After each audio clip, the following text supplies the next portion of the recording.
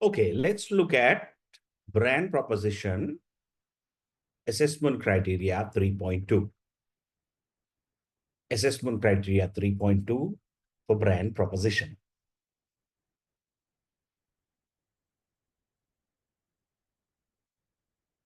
So this area can be tested, and it is to do with the risks and the barriers for brands to consider in terms of brand development. What are the main risks? What are the factors that will affect the brand development, the barriers, the risks, and how can you overcome these risks and the barriers in terms of mitigating them as a brand manager? All right. So you need to study these. You need to try and by heart these barriers and how to overcome the barriers. Right. Let's look at each of them in detail. So when we look at brand risks, what are risks? A risk is something that will impact the organization's operations. And in this case, we're looking at brand related risks, brand related barriers for development of brands within an organization. So the first one is a crisis or a damage to reputation.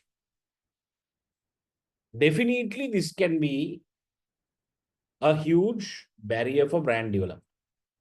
I mean, if you think about it, any kind of crisis, any kind of reputational damage, as you can see, this is the Shell oil spill. Shell was accused of trying to wash their hands of the Nigerian oil spill mess. There are a few oil spills that Shell has had. Some of them are very, very large, and the impact of them has been very big. So these impact the brand. A crisis or some kind of issue that will damage the reputation will definitely impact the brand. So it's one of the biggest risks. So the question is, how can you avoid these risks? Or can you avoid these risks?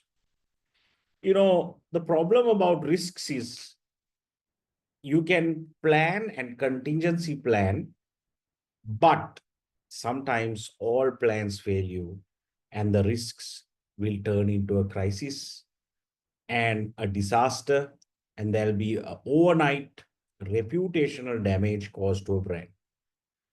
So reputation crisis, damage to reputation is one of the biggest risks that you need to foresee. Of course, as a brand manager, you need to have a contingency plan. If this risk happens, what are you going to do? How are you going to respond? If this risk happens, what are you going to do? How are you going to respond?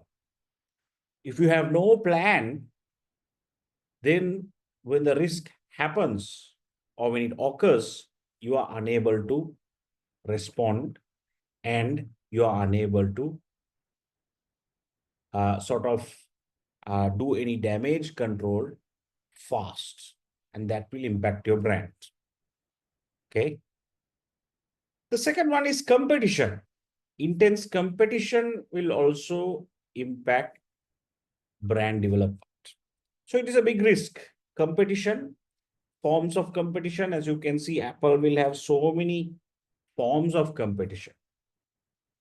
There can be direct competitors, indirect competitors, potential competitors. You can have substitutes. So many kind of competitors that would impact your brand. And sometimes the forms of competition will be from the most unpredictable areas.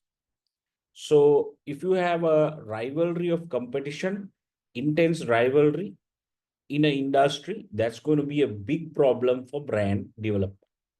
That's going to be a big problem for brand development. Okay. So I hope you're studying this. Please include them to your short notes. Then the third one is changing customer preferences. You see, we as consumers are changing. Good old days, I used to remember, if you look at the evolution of the music industry, right? When we were small, we used to listen to cassette tapes. This is how we listened to music when we were small. We used to rewind it, put a pencil inside that and turn it, right? I'm from that generation. And we used to listen to analog radio.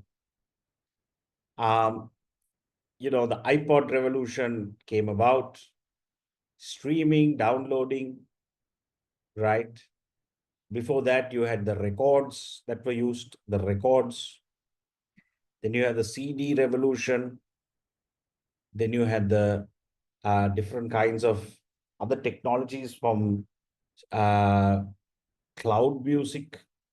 So today, everything is on demand. You have iTunes, Spotify, right? You have all kinds of DJ applications ready to mix songs. So today, the game of music has changed. We have evolved. Same thing has happened in the camera industry. So all technological industries today, if you look at a TV or a fridge or a washing machine, you would see it has completely evolved over a period of time, right? So customers are changing. If you go to Japan and if you try and understand the high-tech consumer preferences, the Japanese customer is demanding for such a lot of features. Let's take inside TVs. If you go to Japan, if you look at even their toilets, right? Their toilets are the most complicated toilets you'll find in the world. Their TVs are the most high tech, and the demands are very, very high by the Chinese consumer, by the Japanese consumer. So you can see globally, consumer changes, consumer demands, consumer needs and wants are pushing industries and companies to keep evolving and changing. And that will disrupt branding and products.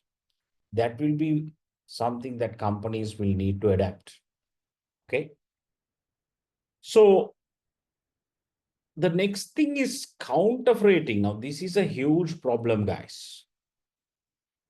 I mean, you might think, Louis, it's only a problem in Sri Lanka or India or this part of the world, Southeast Asia. No.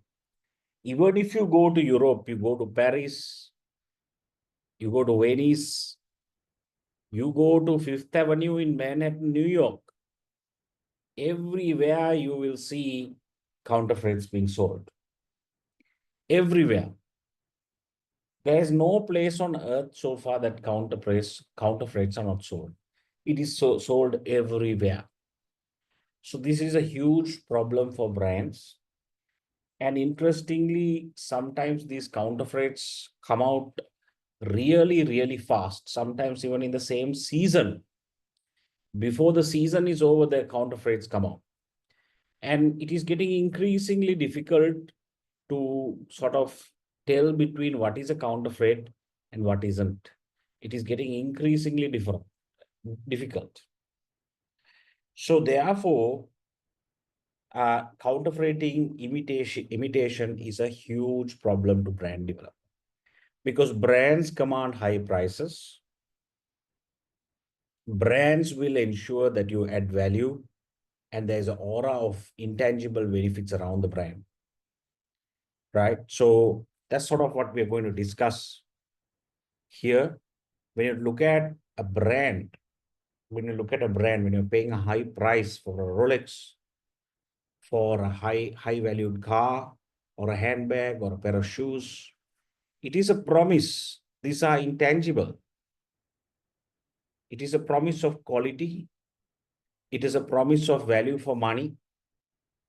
So the logos, the symbols, the design, the color schemes, packaging, the personality of the brand that is built through advertising, the celebrities, the characters, attitudes, behaviors, values, the imagery that comes into your mind, sports associations, all that forms the intangible nature of the brand.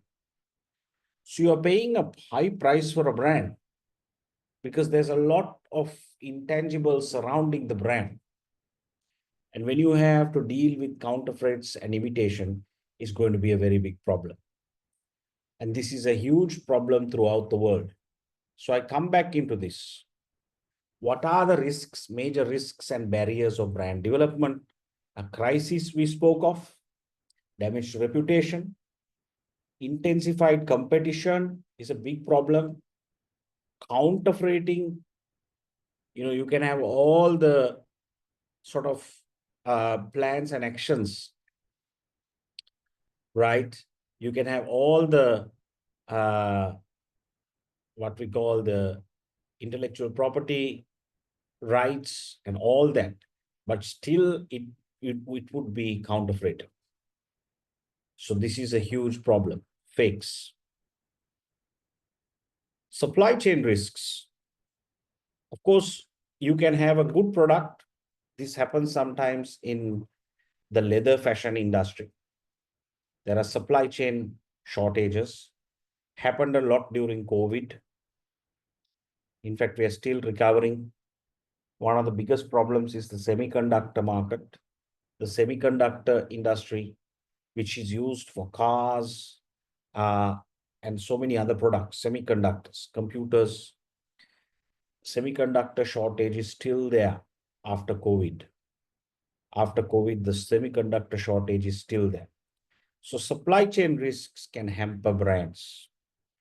This is why today even brands like Apple are manufactured in China, right? Because there are huge supply chain risks across the world. Lack of innovation is a big problem, right? Brands get into a state of sometimes not being creative and not being innovative, and that is a dangerous place to be. So lack of innovation is a huge risk. Sometimes innovations can not take off. You might be innovating, but the innovations will not be accepted. And that's a big problem as well, especially happens in the fashion industry. So you need to have plan B. Lack of investment. Many companies close down because they run out of capital. Pay their shareholders. They spend huge money on promotion, and then there's a lack of investment. So that is a big issue. And finally, social media influence. You can have positive influence and you can also have negative influences. So you need to be mindful of these risks. Please study these risks or the barriers of brand development. Of course, this is not an exhaustive list. You can add to this, but this is what is given to you in your assessment criteria and indicative content. Please study this because this will be tested. So how do we overcome some of these risks? How do we overcome some of these risks? Right? So in terms of crisis management, uh, it's very difficult to avoid a crisis, but you can contingency plan and have policies and plans in place. You can have contingency plans. What are contingency plans? Contingency plans are what if scenarios. What if this happens? Then what am I going to do? What if this happens? Then what am I going to do? So you'll have what if scenarios where then the contingency plan takes over when the crisis happens. When the tsunami happened, we didn't even know what it is. So we couldn't plan for it. Sometimes the things that you don't plan at all may end up happening, right? So this is the danger in a crisis or risk management. Resource-based view, what is that? We did that in the second chapter. It is to understand your resources and competencies that you will use to develop brands. Sometimes you may have you may have to hire new resources and new competencies, right? So you may need to get new resources and new competencies. Your current resources and your competences, your capabilities may not be enough. So you may need to hire new people, which is a human resource. You may need fresh capital, which is a financial resource. And you might need to get new capabilities, new skills and competencies, hire new people. So the resource-based view talks about how you need to accumulate new resources, competencies, and capabilities that you may not have in order to overcome the barriers and risks. The VRIO framework stands for what? Valued, rare, inimitability, and organized. So you need to make sure you practice the VRIO framework in order to overcome the barriers and the risks. Research, both primary research and secondary research, qualitative research and quantitative research needs to be undertaken. Research is something that is continuous. You have to undertake research, generate insights, and see how best we can overcome brand-related barriers and risks in an organization. So customer research, very important. You can have intellectual property protection, IPs, registered trademarks, patents, copyrights. Those are the legal sides of things. But in this part of the world, no matter what you do, sometimes your products will be cloned and copied. But this is something that you can do. Strong relationships with customers, maintain suppliers, strong relationships with suppliers, because when there's a supply chain shortage, then your brand will be prioritized. So your supply is a very, very important stakeholder. There are supply-driven industries. So you need to maintain a strong relationship with suppliers. And diversify your supply chain. Have new types of suppliers, many suppliers. Don't have just one or two suppliers. And you need to continuously make financial investments in the brand and in innovation. So this is how you will overcome the barriers and risks. Again, this is what in your syllabus. You can add to this framework as well, but this is what in your syllabus, right? So that is assessment criteria 3.2 on brand proposition. Please study this because this is very important. These factors, include it in your short note. I will see you in assessment criteria 3.3. Thank you.